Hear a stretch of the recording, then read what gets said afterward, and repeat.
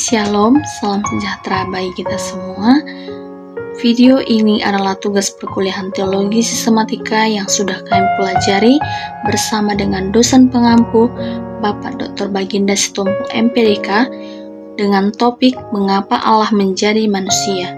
Untuk itu, saya yang bernama Resnita Pardosi dengan NIM 2501065 akan menjelaskan materi tersebut. Nah, di sini saya akan menjelaskan tentang mengapa Allah menjadi manusia. Yang kita dapat melihatnya dalam Filipi 2 ayat 6-8 bunyinya, yang walaupun dalam rupa Allah tidak menganggap kesetaraan dengan Allah itu sebagai milik yang harus dipertahankan, melainkan telah mengosongkan dirinya sendiri dan mengambil rupa seorang hamba dan menjadi sama dengan manusia. Dan dalam keadaan sebagai manusia, ia telah merendahkan dirinya dan taat sampai mati, bahkan sampai mati di kayu salib.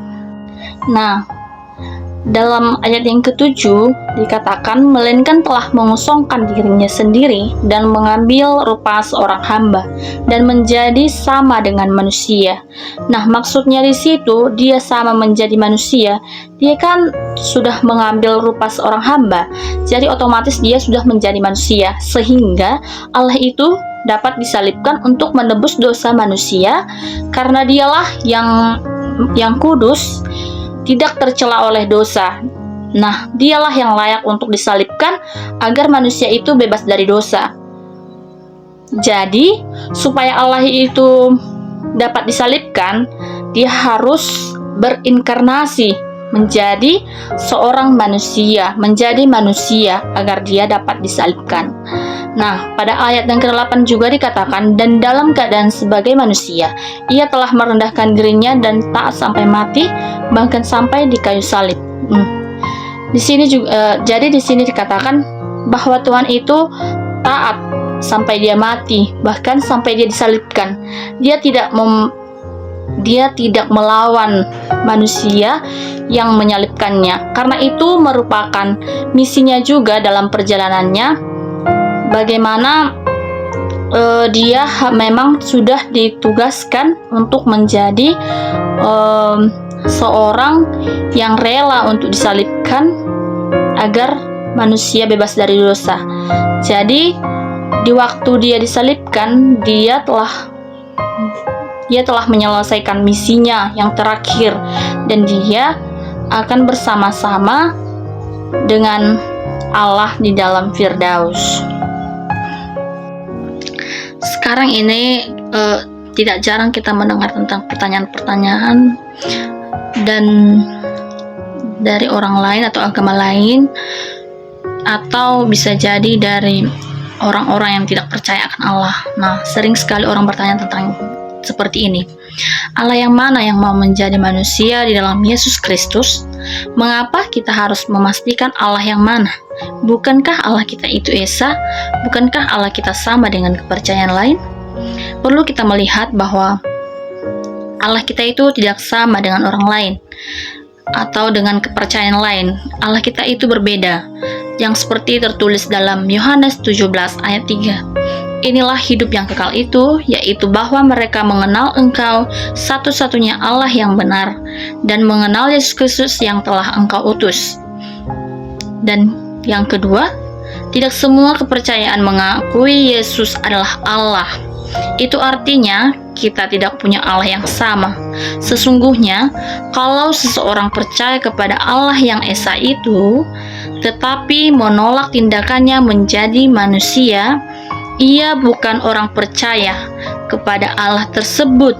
Menolak Yesus berarti menolak Allah yang Esa. Sebab, kita dapat melihatnya dalam Yohanes 1 ayat 14.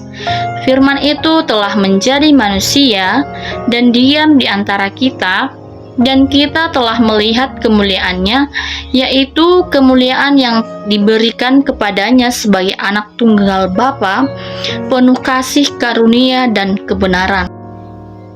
Dan ada juga tertulis dalam Kolose 1 ayat 19 dengan bunyi, karena seluruh kepenuhan Allah berkenan diam di dalam Dia, Dan ada juga tertulis dalam Filipi 2 ayat 7 dengan bunyi, melainkan telah mengosongkan dirinya sendiri dan mengambil rupa seorang hamba dan menjadi sama dengan manusia. Dan tertulis dalam Yohanes 10 ayat 30, aku dan Bapa adalah satu. Nah, jika ada orang-orang yang bertanya, Allah yang mana sih yang mau menjadi manusia dalam Yesus Kristus? Tadi kan sudah tertulis dalam Yohanes 17 ayat 3 bahwa hanya ada satu Allah yang benar. Dan tidak semua juga kepercayaan itu percaya akan Allah. Tidak semua agama itu mengakui Yesus adalah Allah.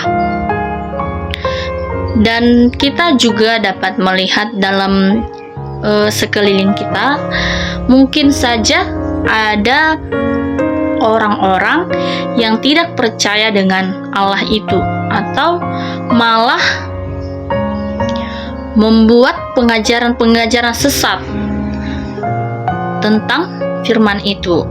Jadi jangan pernah berpikir bahwa Allah kita itu sama. Jangan pernah mengatakan samanya Allahku sama dia. Gak ada. Itu tidak sama ya teman. Itu tidak sama. Melainkan Allah kita dengan agama lain itu berbeda. Karena hanya ada satu Allah yang benar. Dan yang ketiga dikatakan tidak semua kepercayaan menerima Allah menjadi manusia dan mati di kayu salib. Dengan argumentasi yang pertama, serendah itukah Allah mau menjadi manusia dan mati? Nah, Allah itu tidak serendah itu. Dia itu rela mati di kayu salib untuk menebus dosa manusia, karena itu merupakan misinya. Dan bukan berarti Allah itu menjadi hilang kealahannya, tetapi hanya manusianya lah yang disalibkan di situ. Bukan berarti Allah itu tidak punya kuasa lagi. Sama seperti dalam materi kristologi, di mana mengatakan tentang inkarnasi. Nah, jadi Allah itu hanya berinkarnasi, bukan berarti Allah itu menjadi kealahannya itu tidak ada lagi, terhapus, bukan seperti itu. Dan sering juga orang mengatakan kalau mau menyelesaikan dosa, apakah Allah tidak dapat melakukan dengan cara lain selain menjadi manusia? Nah, Allah itu bukan tidak mempunyai cara lain, tetapi itulah tugasnya atau misinya yang harus dilakukannya. Jadi agar dia dapat disalibkan, ya itulah dia harus berinkarnasi dulu atau mengambil seorang rupa hamba agar dia dapat disalibkan. Dan hanya dialah yang bisa mampu untuk menebus dosa manusia, karena cuman Allah satu-satunya yang manusianya kudus, tidak tercela oleh dosa. Jadi hanya dialah yang layak untuk menebus dosa manusia dengan cara disalibkan di kayu salib. Dengan memastikan Allah yang mana, maka semakin kuatlah iman kita terhadap Allah yang kita percaya. Dengan demikian kita akan bertumbuh dalam iman dan tidak menyanyiakan seluruh tindakan yang dilakukan Allah.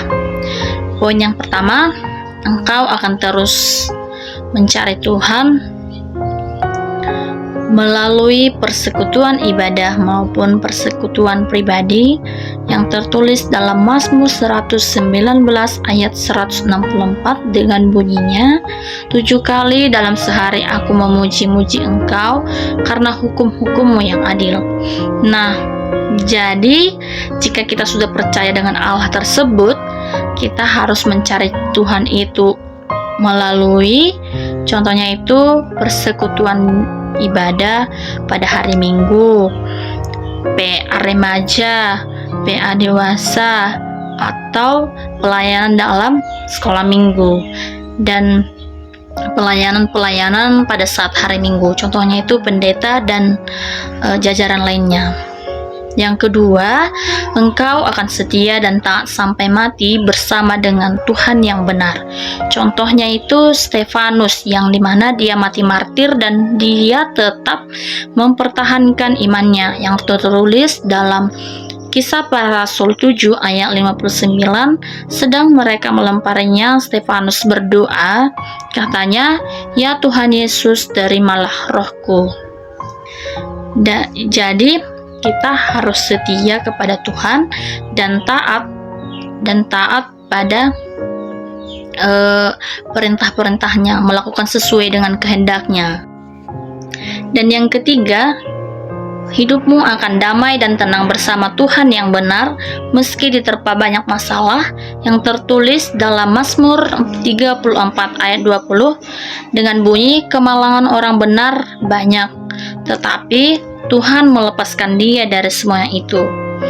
Nah, jika sudah percaya dengan Tuhan Yesus, maka hidupnya akan damai dan tenang meski banyak masalah yang menerpanya. Dan percayalah bahwa jika kita sudah mendekatkan diri kita kepada Tuhan, maka segala masalah-masalah yang ada dalam hidup kita itu akan Tuhan lepaskan, akan Tuhan selesaikan tanpa kita sadari bahwa Tuhan itu telah menyelesaikan masalah kita tersebut. Nah, yang keempat itu, kematianmu sebagai orang yang percaya kepada Kristus tidak akan sia-sia, akan bersama dengan Kristus.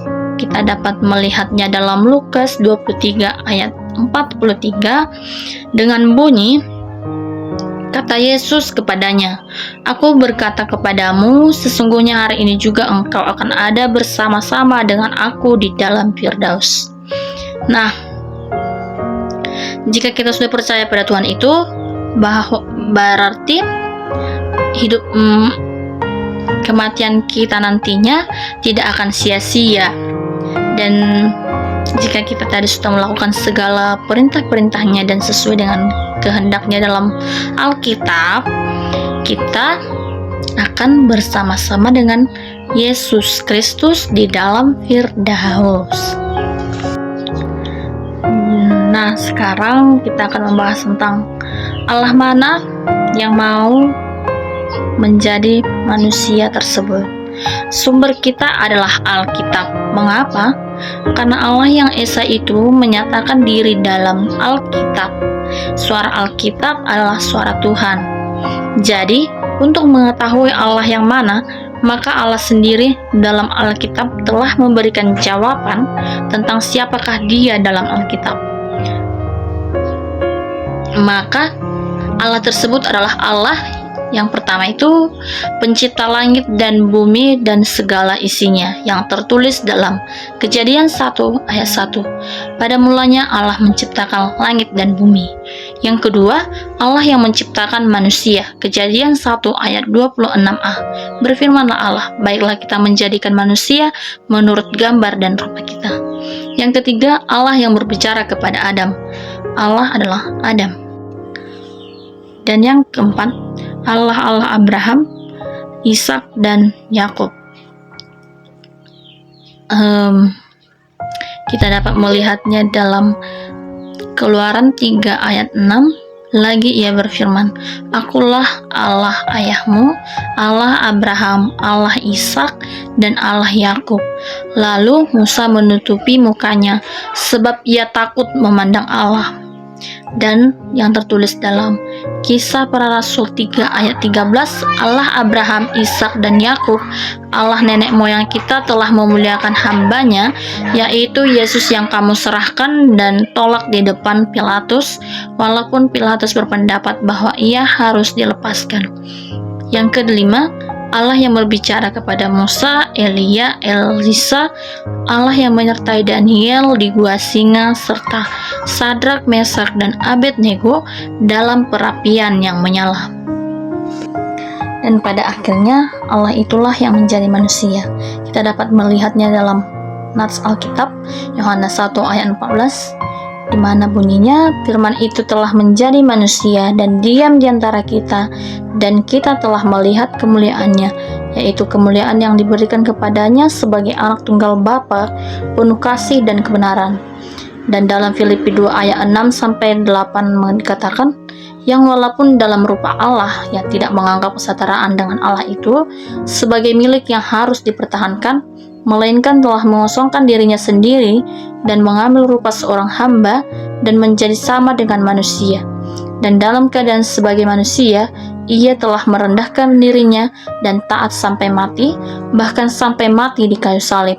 Ibrani 2 ayat 14, karena anak-anak itu adalah anak-anak dari darah dan daging, maka ia juga menjadi sama dengan mereka dan mendapat bagian dalam keadaan mereka, supaya oleh kematiannya ia memusnahkan dia, yaitu iblis yang berkuasa atas maut.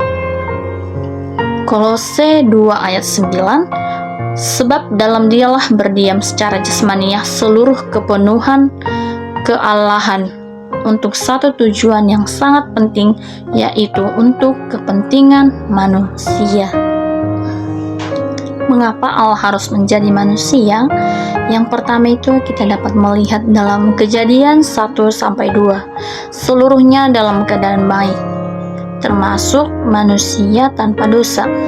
Tetapi setelah manusia atau Adam dan Hawa terjerumus ke dalam dosa, semuanya itu menjadi hancur atau berantakan. Dan yang kedua, kita dapat melihatnya dalam Kejadian 2 ayat 16-17. Allah memberi perintah, dan jika melanggar, maka hukumannya kematian. Nah, akibat dari dosa yang sudah dilakukan oleh Adam dan Hawa, maka harus ada hukumannya kematian. Jadi Tuhan sendirilah yang dihukum, yang karena dia tidak tercela oleh dosa, maka hanya dialah yang layak untuk disalibkan demi menghapus dosa manusia tersebut, karena dialah satu-satunya manusia yang kudus. Dan yang ketiga, Kejadian 3, manusia jatuh dalam dosa dan harus dihukum. Nah, jadi karena Allah itu memiliki kasih yang sangat besar, dia rela menjadi penolong bagi manusia, yang dimana dia disalibkan. Jadi, karena dosa tersebut, manusia akan dihukum dan terpisah dari Allah, yang tertulis dalam Roma 6 ayat 23. Sebab upah dosa ialah maut, tetapi karunia Allah ialah hidup yang kekal dalam Kristus Yesus Tuhan kita.